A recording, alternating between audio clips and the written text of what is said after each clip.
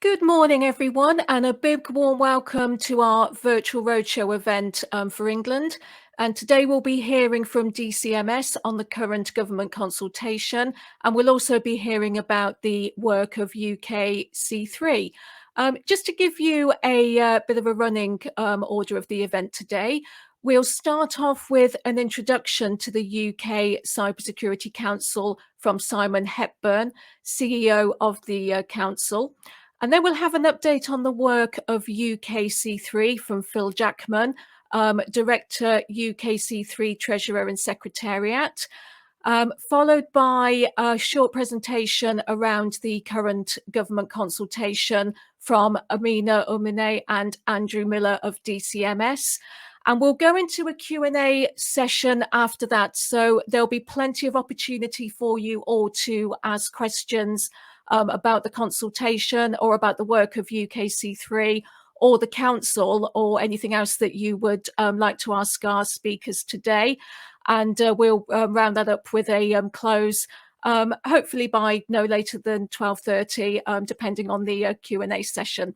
But it gives me great pleasure to welcome Simon Hepburn, CEO of the UK Cybersecurity Council, who's going to give us an introduction about the council and our work. Good morning, Simon. Good to have you here. Good morning. Thank you very much, Lisa. Good morning. And good morning, everyone. Really pleased to see you all. Great turnout. So what I'm going to do is basically a quick presentation just on our work. If I'd like to share the slides, please. There we go. Perfect. Okay, so it's just really a brief introduction to the work of the council, in a sense, a bit of our history, our kind of current position, and how we're moving forward. So I know many of you, hopefully, this on the call today will know about the organisation, but very often what I find is some people don't. So really, this is about just that core introduction. So just to take it back, I think part of the history. So back in 2016, there was a national cybersecurity strategy was launched, and within that document, there's specific references to the importance of how we need to basically develop and accredit the cybersecurity profession, and also around the kind of foundation or formation of an organisation that would be the focal point in which can advise, shape, and inform national policy. So that was a core kind of initial thoughts and reflections around how we need to develop as an organisation. So what came out of that was what was called the Council Formation Project. So that was basically commissioned by DCMS, and all these organisations that you see on the slide here were involved as part of that formation project. And I think the key thing here was it was important that there was leadership, but also active involvement, and you can see who were involved there. So both all these organisations, but also over, or nearly I think 100 different individuals from these organisations all volunteered to support the development of the council. Okay, so working in 10 different work streams, so everything from standards, ethics, careers, etc., governance, etc., to really develop what I call the foundation blocks of the council as you basically see us today. So again, thanks to all of those organisations and the individuals that were involved in that formation project.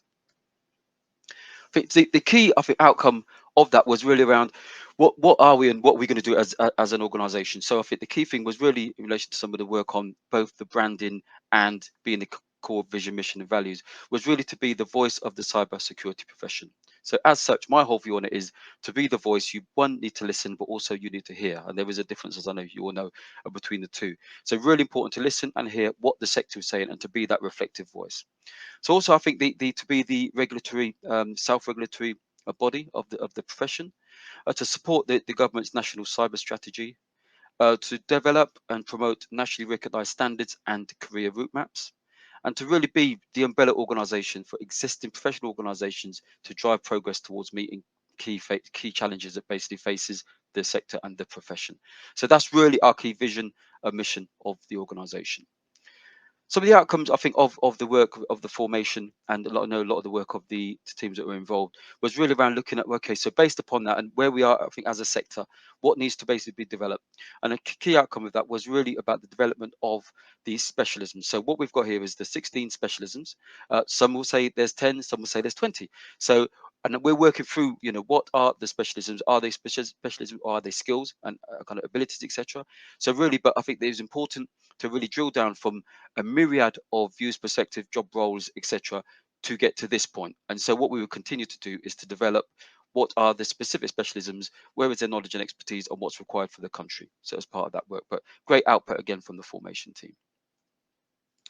So continuing our journey, I think back in March 21, the formation project basically came to an end, and that was the really beginning of the council as in its own entity. So led by Dr. Claudia Nathan as the chair of the trustee board, then the organisation started to kind of drive forward as its own entity. Then in July 21, we were granted charitable status, which was fantastic. So we're both a limited company and a charity. In September 21, I was appointed as the Chief Executive Officer of the Council. And we also opened our organisational membership scheme. So that's really, and the membership scheme is really for organisations to join us and to be part of the conversation, to help us in the development of the work of standards, careers, etc. And to really be around that kind of table. So it's really important. And in November, we were granted Royal Charter status by the Queen, which is fantastic. And in November also, we were part of the Decrypting Diversity report launch, which was a report that was commissioned by NCSC and written by KPMG. And really what that looks like is what, and there was a baseline that took place in 2020. And so 2021 was kind of 1 year on to see what distance had basically been traveled. And I think within the report, it really looks at the diversity or lack of diversity in the sector and what we basically need to do to improve that. So there's 5 core recommendations, and again, you can find all this information online. 5 core recommendations, 2 of which the council will be driving forward. So it's a really important report and kind of key information in that document. And then, as you all I'm sure all know, back in December, there was a national cyber strategy was basically launched. For us, that really is the kind of we pin in a lot of our kind of activities into that and aligning appropriately with that document. So really important document, really sets a clear direction of travel for the wider sector. As I've just mentioned, obviously we also secured charter status back in November, and within our kind of bylaws and what we've kind of looked at is 3 core levels in relation to all chartership. So we've got associate level, principal, and charter. And really importantly, I've had a lot of conversations as we've done presentations, and people often ask, so are they the only 3 levels? And what about young people in schools? What about apprenticeship? So really what I'm trying to show here is that the importance of, they're the 3 levels as part of our War Charter, but we are really keen because it's important that people have a route into the profession, whether they're going on a technical route, an academic route, or an apprenticeship route or technical route. So it's important that they've got to understand the routes into the profession. So we definitely want to cover all of the different levels. So that's why also looking at apprenticeships, T levels, and different certificates and qualifications. Okay, all as a route into the profession. But our key 3 in relation to the chartership are these 3: charter, principal, and associate. My boss, so the chair of the council, always says we need to stay in our swim lane. I think the earlier on, I would say there's a slight bit of mission drift. So we started to get involved in some of the kind of technical, which fundamentally is not why we were established. We work very closely with NCSC, who's obviously the technical authority. So I'm really keen on, focusing on what we need to focus on as an organisation. So within the cyber strategy, that's basically pillar 1, so the UK ecosystem, and objective 2, enhance and expand the nation's cyber skills at every level, including through a world-class and diverse cyber security profession that inspires and equips future talent. And for me, that absolutely encapsulates what we need to do as an organization, with an absolute focus and drive. So for us then within the organisation, we've got 5 pillars that we're very much focused on. So obviously the development of professional standards, development of professional ethics. And I think the ethics is really important in the sense of with other professions. So for example, accountancy, law, engineering, etc.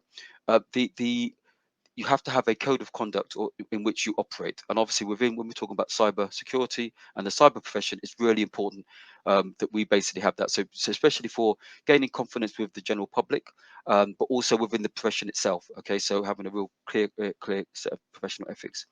Then pillar 3, careers and learning.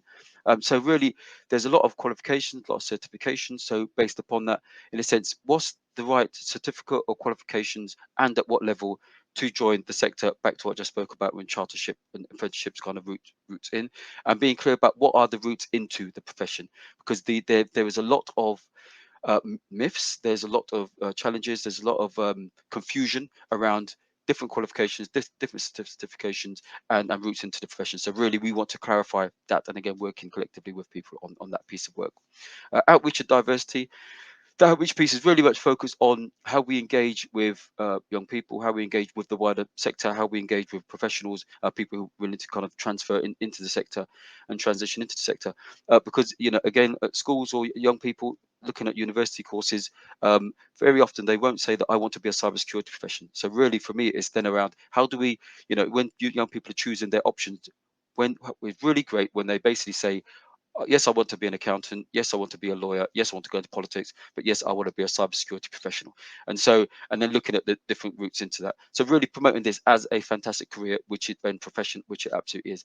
And also the diversity piece is really about expanding the diversity. One, celebrating what we do have, but absolutely looking at expanding. So I think that's really essential. And then pillar 5 is really thought leadership and influence. So really that's about being around the table with the conversations and discussions with key government departments and influencing ultimately our work. And as I said before, being the umbrella organization, we see ourselves as a conduit for the conversations with key government departments, etc., which I'll come on to in a second.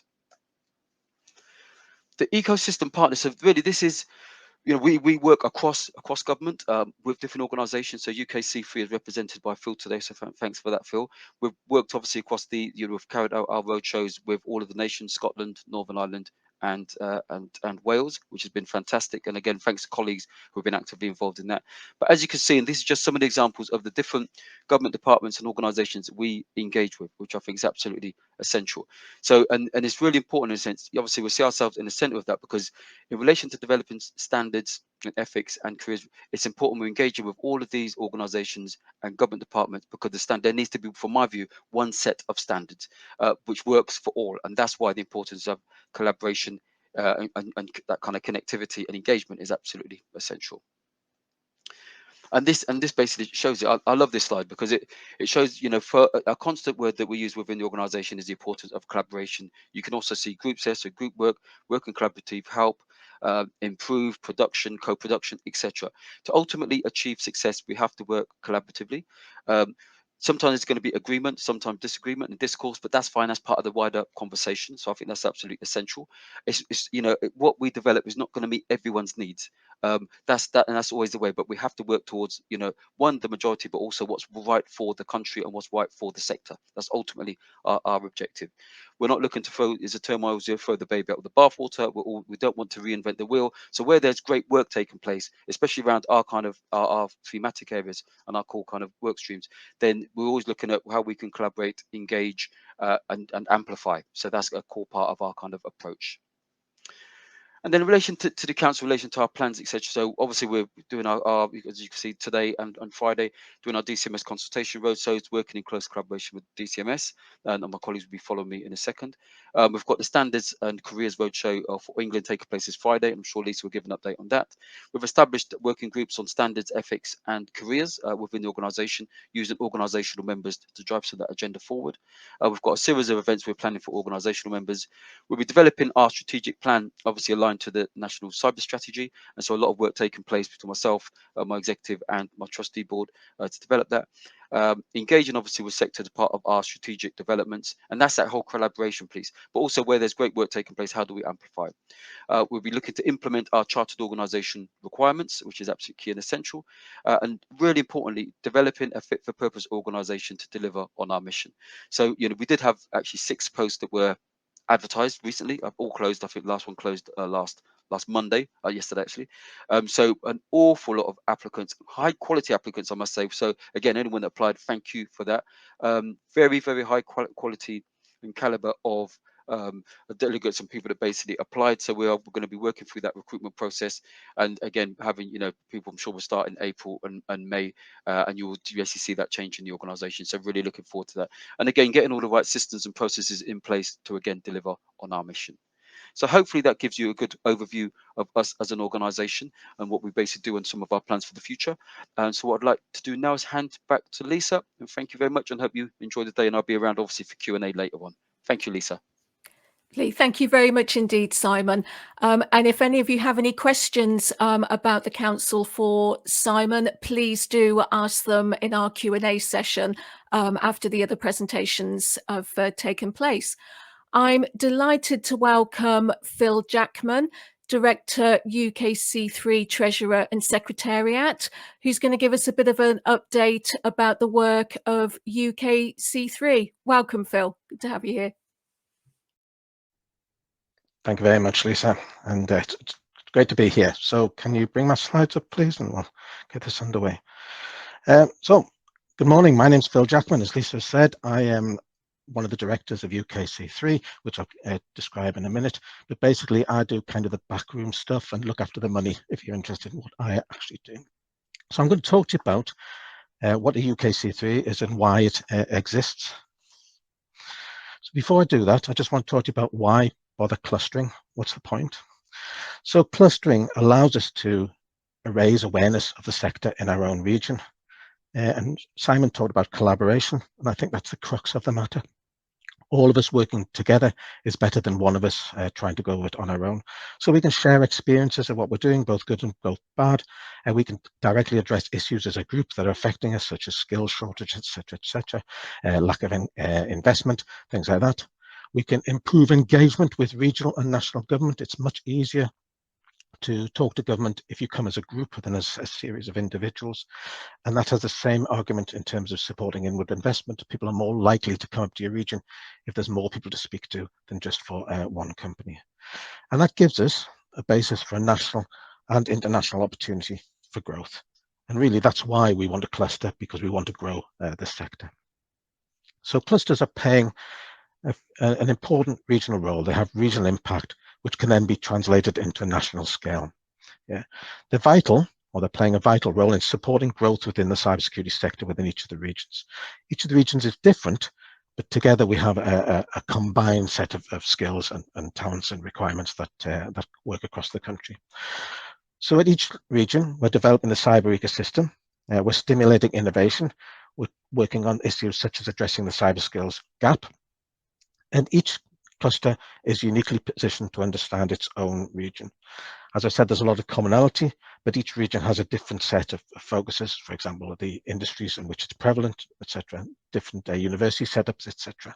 So we have a regional focus and presence, and we actively engage in bringing those communities and clusters together.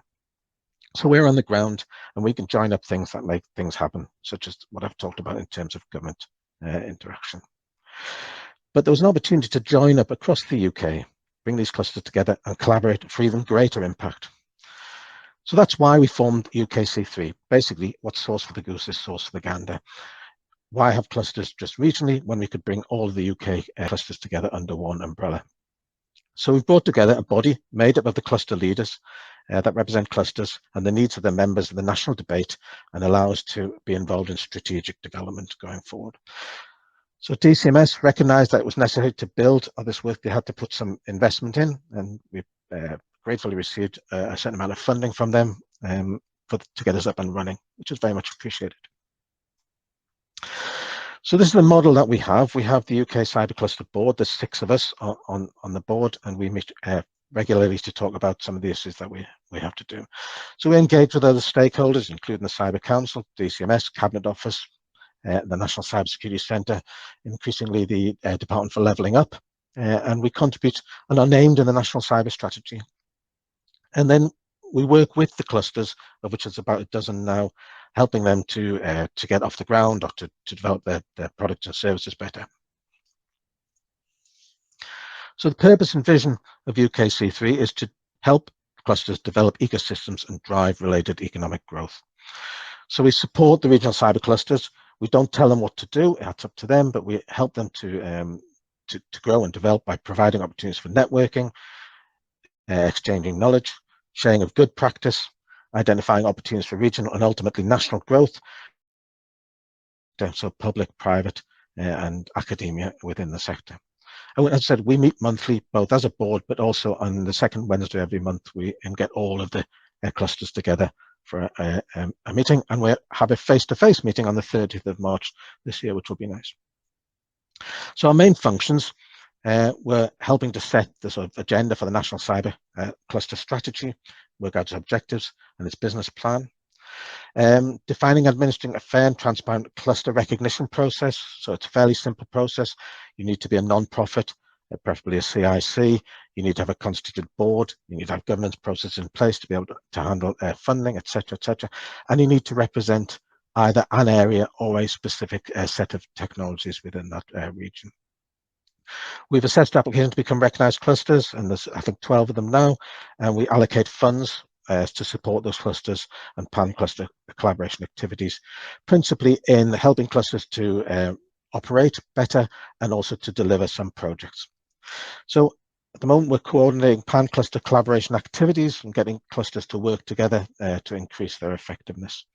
And we represent, as I said, cyber clusters at a national level, including with engaging with other national bodies like the Cybersecurity Council, the different government departments, but also BRIM, Tech UK, and all those people that are involved, many of the ones that Simon has already mentioned. We have 3 working groups. So not only do we organise the cluster, the UKC3 itself, we've set up 3 working groups to try and bring some activity together across the clusters. So ecosystem development, which is led by Chiara from Scotland, focuses on supporting less mature clusters to help them to grow and to develop the family of clusters to create a thriving ecosystem and community. Innovation Joined Up, which is led by Linda from the Midlands, is to really focus on creating more innovation opportunities within the sector, more new products, more new services, which will help the UK cybersecurity cluster or cybersecurity industry grow. And cyber skills growth, which I think is something that affects all of us, is led by John from Wales. So bringing together activities to help clusters develop the skills that they need to fund and lead their industry. So all 3 of those are also directors of the UKC3, with Melanie also and Richard from Cynam, who are also involved. And these working groups are open to all of the clusters that are involved, and each of them brings a different representative to get involved. So I said we have a dozen or so UKC3 clusters. There they are, all different colours except for the grey areas, which are areas where we currently don't have a cluster, and we're currently working with organisations to try and fill those gaps. So we started with 6, I think, early last year. By the end of the year, we've achieved 12, and I think there's probably 3 or 4 more to go in order to fill them up. The idea is that the whole of the country would be represented by some form of cluster. So we're just about to enter our 2nd year, or first full year, because the original year was a kind of pilot year. And we've set out our stall as to what we're going to try and do. So we're going to review all of our policies and procedures to make sure that they work. We're going to bring on some additional resource to help deliver what we're trying to do. We're working to create a cyber ecosystem alliance, so that try and bring all of the different bodies that are working within cybersecurity together. And we're kind of a super cluster of clusters, and so that goes. We're going to hold a couple of face-to-face gatherings to support the growth and development of existing clusters by working with individual actors within the regions to help them develop that.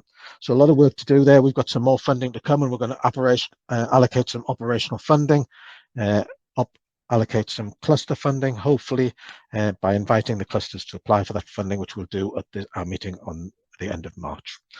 A lot of stuff to get through, and hopefully it's going to be a very busy but successful year coming up. And that's me. Thank you very much. Thank you very much, Phil. And if any of you have any questions for Phil about UKC3 and the clusters and its work, please do put these to us, and we'll put them to Phil during our Q&A session shortly. We now have Amina Omeh and Andrew Miller from DCMS, who's going to give us a presentation about the current government consultation. Welcome both. Morning, everyone. So I'll go through the consultation, and then we can do a Q&A on the consultation. So we are looking at embedding standards and pathways across the cyber profession by 2025. I'll go through an agenda just so we can look at our ambition, our evidence base for the cyber skills focus, the current situation and our rationale for doing the consultation. I'll also go over our proposals and the next steps. So our ambition comes from, well, it's set out in the integrated review, where we look to cement the UK as a responsible and democratic cyber power. The National Cyber Strategy also reinforces this to ensure our ecosystems are strengthened and investment is made in our people and our skills. To meet this ambition, we need a skilled and growing cyber workforce. Our focus must be to ensure that there's a sustained and scaled supply of diverse and high-quality cybersecurity professionals coming into the sector and across the labour market more broadly. So the current situation, we know that we have an estimated annual shortfall of about 10,000 professionals in the sector every year. We also know through our labour market survey and our engagements that businesses report 50% of businesses report having a basic skills gap, and 33% of businesses report having an advanced skills gap. We know through talking to businesses and professionals that the career pathways are hard to navigate across the sector, and people, particularly for people coming into the sector, there is a lot of there are a lot of qualifications in the sector, and they're not really sure which qualifications they should go for. So it's confusing and incoherent. We also know that there is a lack of diversity across the sector, with a compared to other sectors, there is a comparatively the number of female and Black and minority ethnic people in the sector are very low, as well as the number of people with disabilities. So the role of the UK Cybersecurity Council, we look to the Council to be the professional authority for cybersecurity, to set the standards across the profession and bring together the existing certification and qualification bodies under one clear umbrella. We also look to the Council to create clear pathways to help current and future professionals navigate through the sector much easier. So the consultation that we're looking at sets out our strategic ambition over the next 3 years. And for this, for the Council, we look to give them the right amount of support from government to ensure its success. We look at a couple of options, one of which is a legislative measure, where we consider the viability of the Council to regulate the use of job titles for cybersecurity professionals. What we're not considering is licensing by activity. We want to ensure that we raise the standards and recognise competence, rather than bring in additional barriers into the sector where there is already a big skills gap and a skills shortage.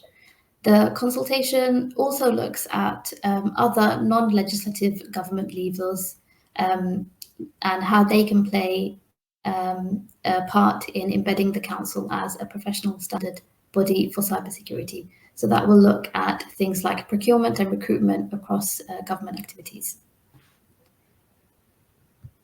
And our next steps, so our consultation closes on this Sunday at 11:45 p.m. So we would urge you to please respond to the consultation.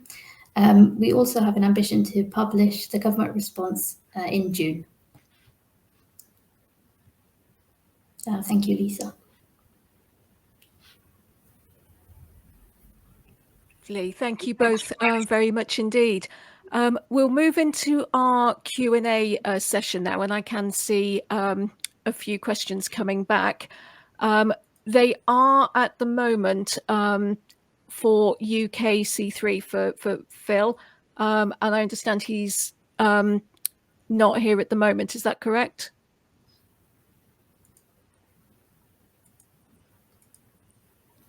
Okay, yeah. So I've got one that's just come in for DCMS, and I'll put the UK C3 questions to Phil when he's back. So the first one I have is, I'm coming from Hong Kong for studying a one-year master's degree in cybersecurity, and I found that many cyber job openings require a certain level of security clearance. and this implies that job applicants have to be resided in the UK for several years, like 5 years or even 10. May I ask what the strategies are for taking in cybersecurity professionals from other countries to the UK?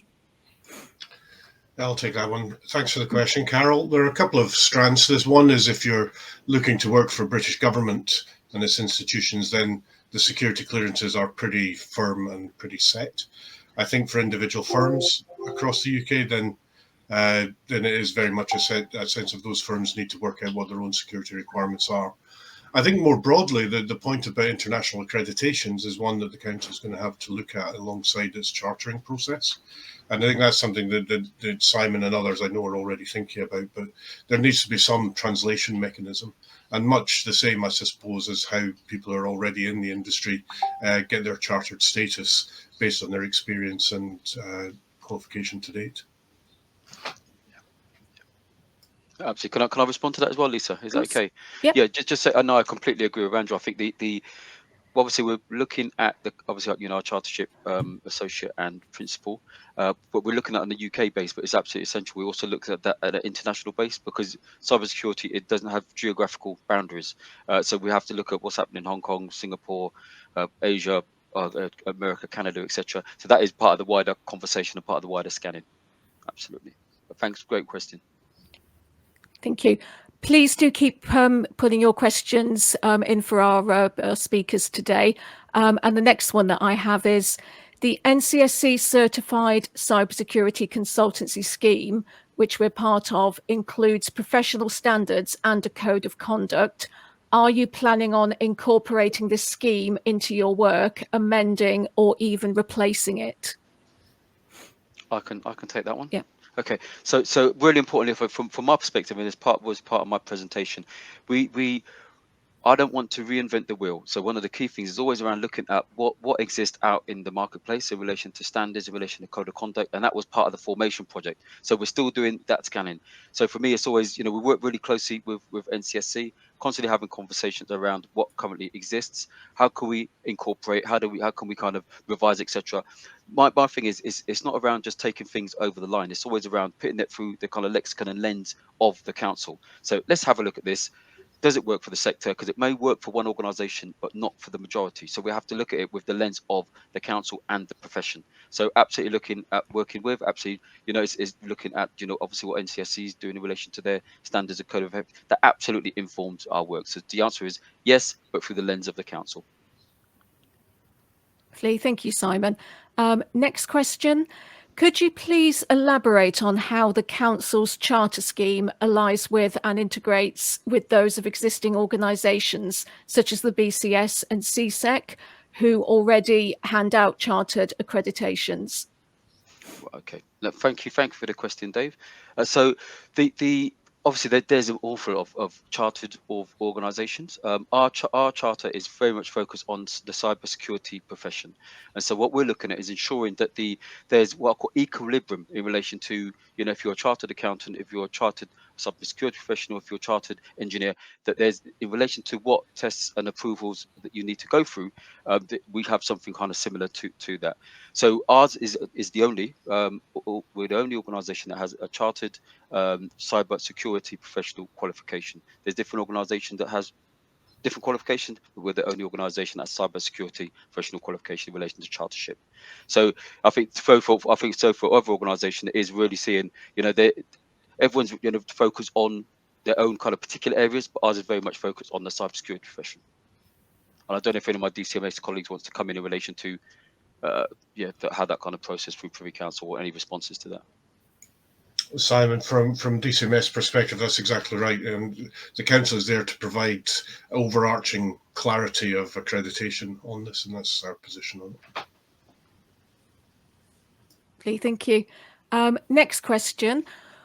What are the plans for funding work with and through the DFE funded carers and enterprise company schools careers advisors to help schools and employers make sense of the career pathways on offer?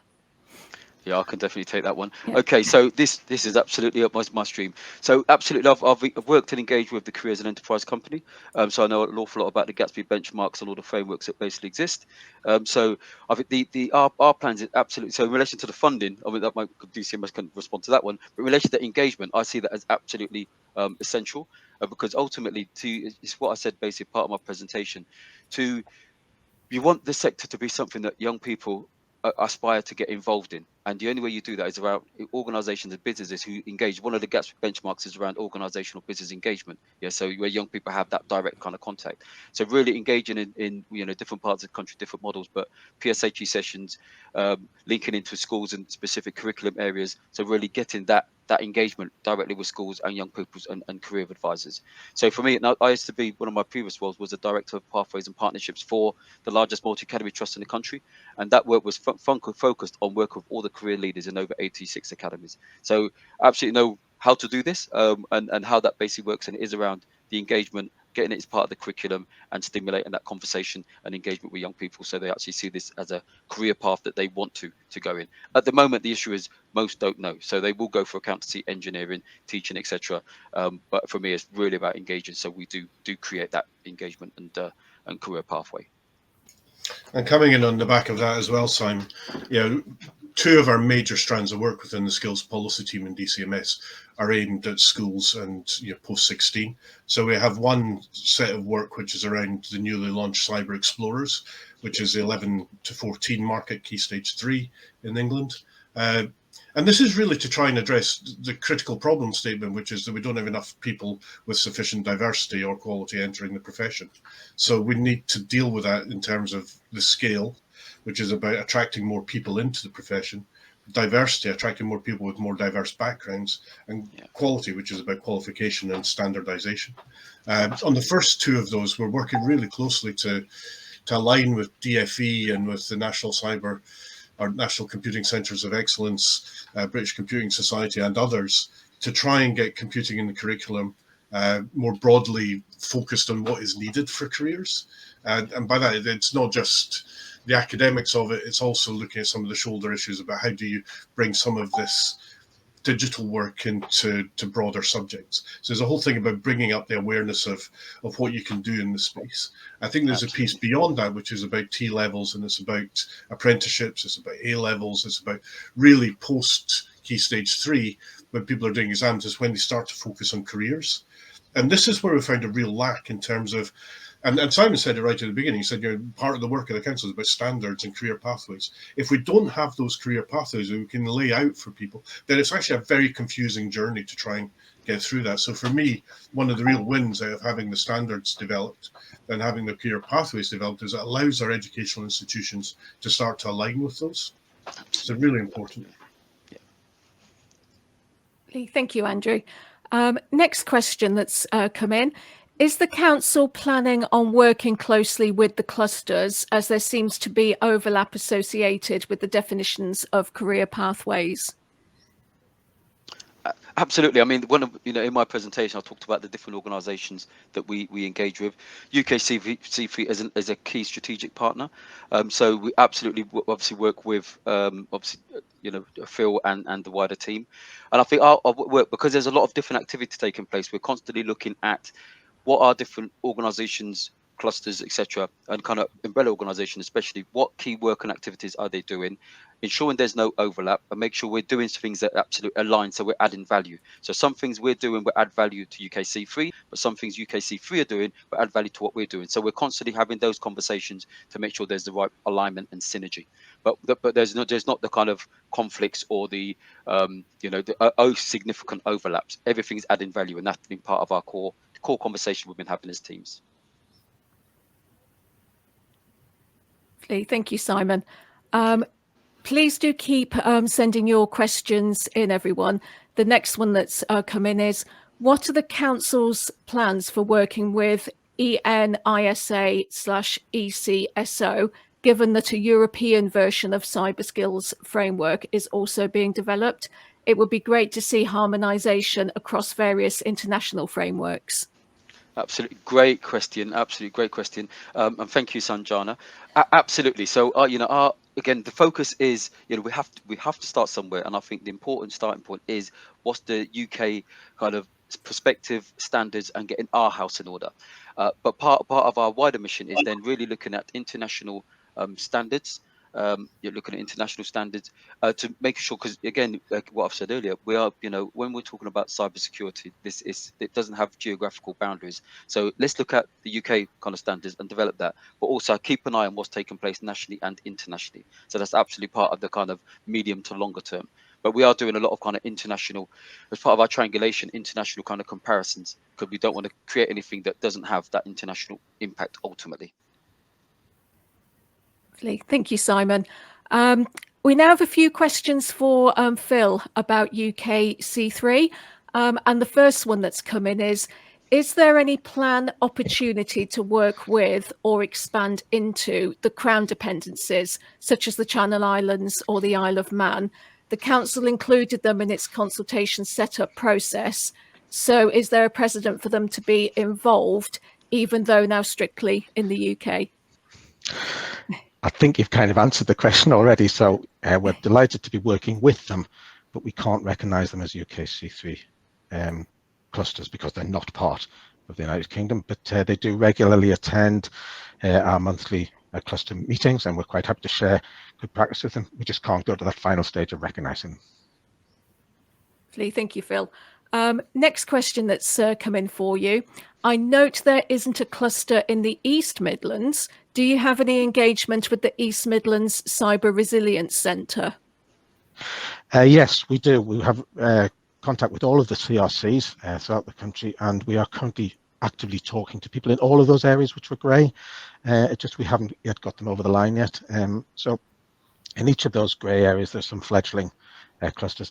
You notice London's greyed out as well, and there's an active, huge number of active companies in London, but no formal cluster yet to organise them. So we're working with people, and yes, absolutely happy to talk to anybody. Thank you, Phil. And the next question that's come in for you, is there any more information available on the Cyber Ecosystem Alliance? When does it get formed and how can we participate? And that question's come from Samjana from IC Squared.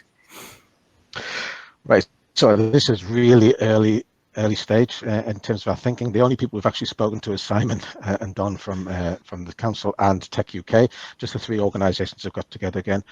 I think this is something that we want to do in the new year, and we'll be putting our plans out in terms of trying to work out how we go ahead with this. The idea is to get everybody together so that we're not stepping on each other's toes, or at least we know what each other's is doing, and making sure that our activities are at least coordinated and not wasting their resource. Yeah, so I think this is one for next financial year, so starting April. Lovely, thank you, Phil.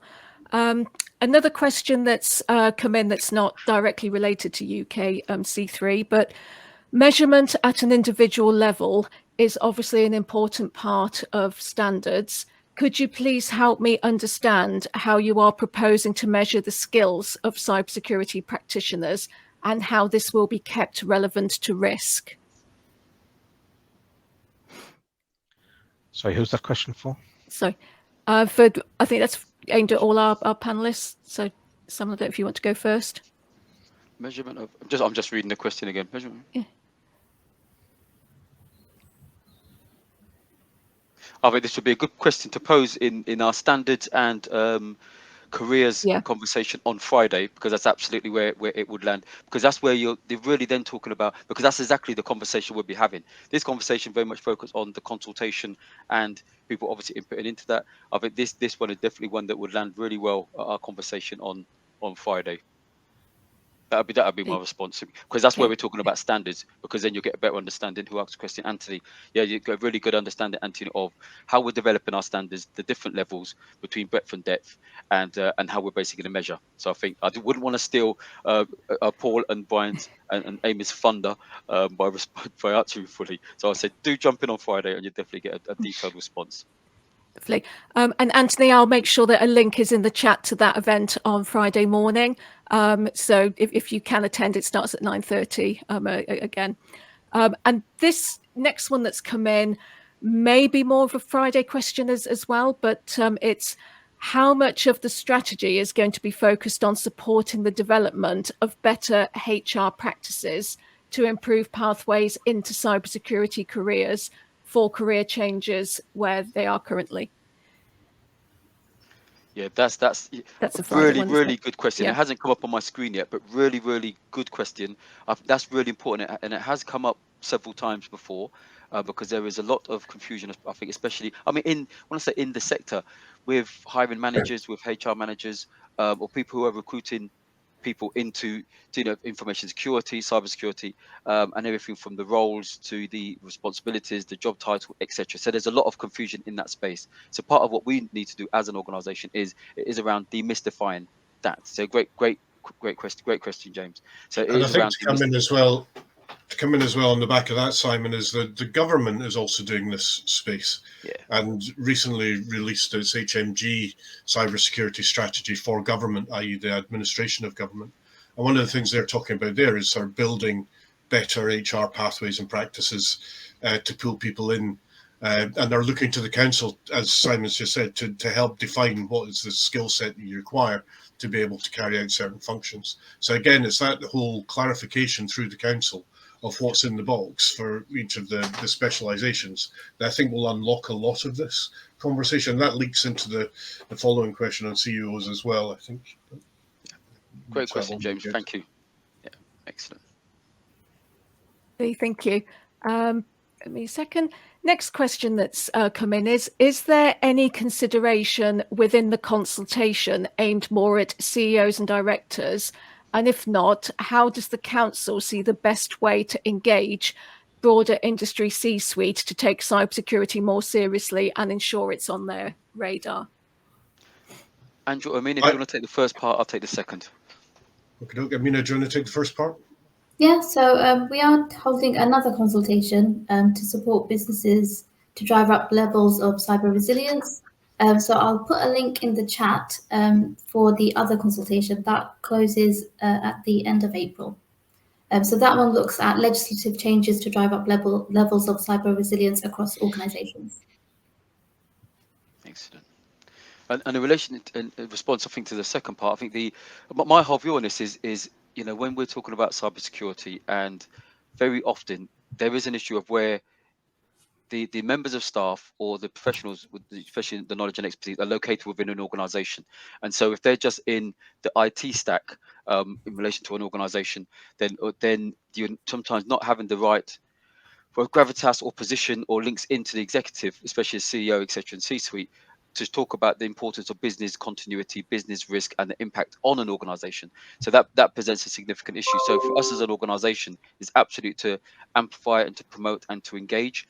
So we'll be doing that again through a lot of our partnerships and collaborations, to working with FTSE 250, work with small SMEs, charities, public sector, etc., to really surround amplifying and promoting the importance of cybersecurity, how important it is for the whole organization, and the importance of whoever's managing that within the organization absolutely having that direct kind of link into the chief execs and the directors of an organization. So not being fourth or fifth kind of position in a stack that then doesn't report back. And also for CEOs, part of their challenge sometimes is how much does this cost, how does it impact on the bottom line? And in a sense, you have to look at, in relation to risk and risk mitigation, the importance of business continuity. So an attack on your system, the impact that basically has. So for me, it's really having those conversations with directors, CEOs, and again promoting the work, but also how to safeguard your organisation. And that's where we engage with key partners like UKC3, Tech UK, and CSC. Thank you, Simon. This next question is for DCMS. So how can we shape the government consultation? How long is the consultation active, and when would we see the results published? I can take that one. So how can you shape the consultation? Please respond to the consultation. I'll put a link in the chat so you have a link to respond. The consultation is active until Sunday night, and the government response will be published at the end of June. Lovely, thank you. And the next question, what is the planned relationship with the government counter-fraud profession? I'll take this one. So for me, this is actually a gateway to a broader question, which is how do cyber elements of various other government strategies and initiatives actually impact? What we've been doing is actually building a cross-Whitehall strategy. So the National Cybersecurity Strategy is itself a cross-Whitehall strategy. DCMS lead on that within the ecosystem pillar. But we can't do that without sort of touching on all the other different government initiatives that are going on. So, for example, I've already mentioned the HMG cybersecurity strategy that looks at the sort of administrative functions within government and how we influence that. I think where we pick up on all of these other pieces are in those discussions about if you're going to mention cybersecurity and you're going to mention cybersecurity skills, then that has to reference back into the council. So not quite one ring to rule them all, but it is getting towards that. So we're trying to build that consistency and coherence across all of our different government pathways, and obviously talking very closely to the devolved administrations as well to try and ensure that that's UK-wide. Lovely, thank you, Andrew. That seems to be the last of our questions for the moment, unless anyone else in our audience has any questions for our speakers today. Just in case of any lag, I'm just going to give a few seconds, so it may just be quiet for a few seconds, just to see if there are any other questions that come in.